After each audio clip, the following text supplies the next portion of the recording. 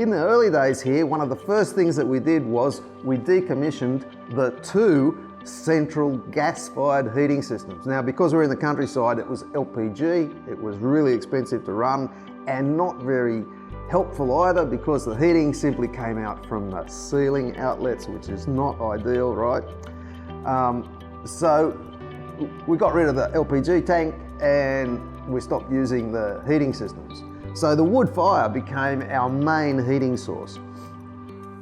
Now, if you're going to use a wood fire to heat hot water, normally there's a water jacket built into the wood fire. But this one was new and it didn't have a water jacket, so we decided to actually add a wet flue. So the bottom section of flue here is a stainless steel jacket, and you can see the pipes at the back lead up into the hot water tank, which is just above here. So what happens, you have a fire to heat the living room. Of course, it heats up the flue heats the water, and it's a simple thermosiphon again, goes around and heats up the water in the hot water tank. Just one of the things, if you are thinking of doing this, there's just one little fault that we did here or didn't do. So you can see that the pipes are kind of nicely curved going up, but in fact, well, what that leads to is when the hot water system gets pretty hot, you can have the thermosiphon stagnates, and this starts sounding like it's going to be a bomb that blows up.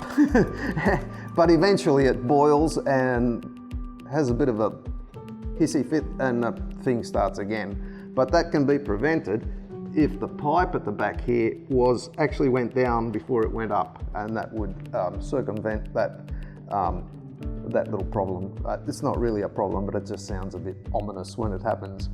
So that's it. So we saw that we've got the 40 tubes on the roof in a set of 30 and a set of 10 that feed into this same tank.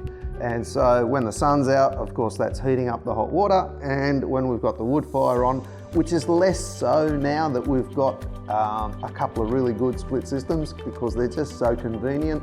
And of course, wood fire, not really very good environmentally to use.